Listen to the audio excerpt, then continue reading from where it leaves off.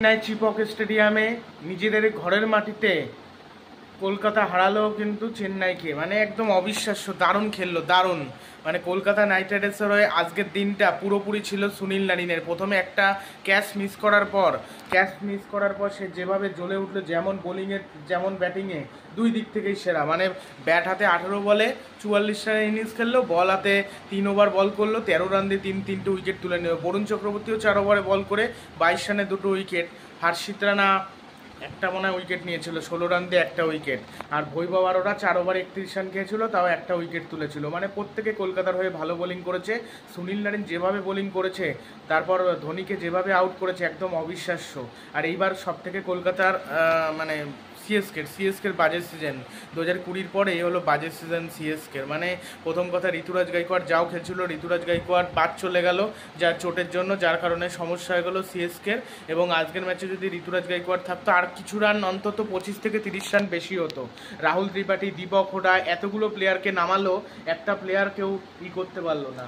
মানে যে ইনিংসটাকে এগিয়ে নিয়ে যাবে, ইনিংসটাকে এগিয়ে নিয়ে যেতে পারলো না। এখানে ধরে খেলা দরকার ছিল। তুমি ধরে খেলো, তারপর বুঝে মেরে খেলো। মানে নিজেদের পিছে নিজেরাই একদম বেশি মেরে খেলতে গিয়ে আউট হয়েছে, ভুলভাল শট খেলেছে। আর কলকাতা নাইট রাইডার্সের স্পিন অ্যাটাকের সামনে ফাঁদে পড়েছে, পরিষ্কার কথা।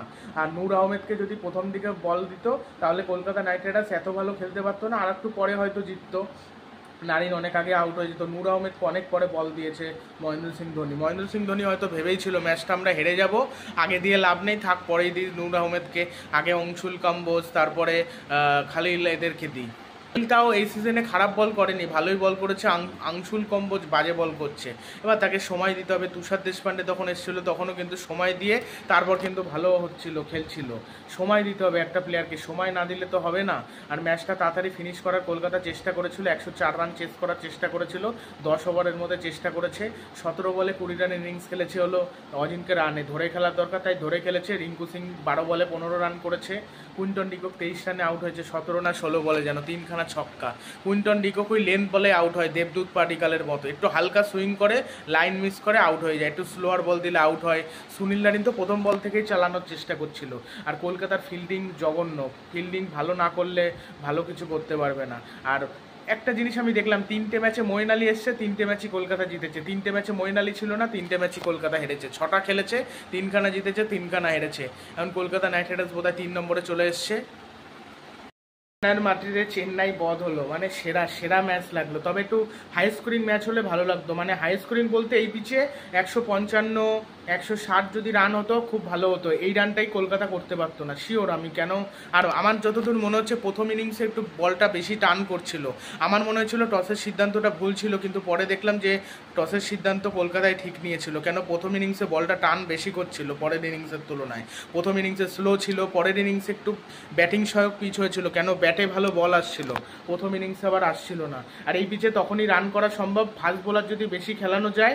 ফাস্ট বোলার বল করলে, ফাস্ট বোলারের বল এই পিচে একদম পারফেক্ট খেলার জন্য, কিন্তু স্পিনারদের পক্ষে সম্ভব না। স্পিনার ওইখানে তো একমাত্র নূর ভালো স্পিনার, আর অশ্বিন তো ভালো, কিন্তু অশ্বিন একদম ফর্মে নেই, বয়স হয়ে গেছে, তো বয়সের একটা ম্যাটার রয়েছে। তারপরে জাদেজারও সেরকম একটা ব্যাপার রয়েছে, মানে এই জন্য সমস্যা, নাহলে কোনো ব্যাপারই ছিল না।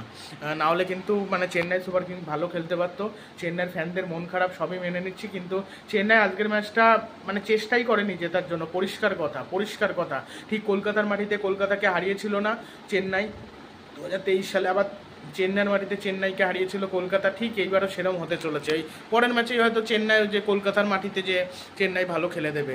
ওই কলকাতা আরসিবিরা নিজেদের ঘরের মাটিতে জিততে পারছে না, এও ম্যাচগুলো জিতে যাচ্ছে। আমি তো এটাই দেখে অবাক, অবিশ্বাস্য। আর সুনীল নারিন আজকে জাদুঘর, Sunil Narine magician, Sunil Narine একদম প্লেয়ার অফ দ্য ম্যাচ হওয়ার জন্য তার যোগ্য। আজকের ম্যাচে সেরা খেলেছে সুনীল নারায়ণ, অবিশ্বাস্য।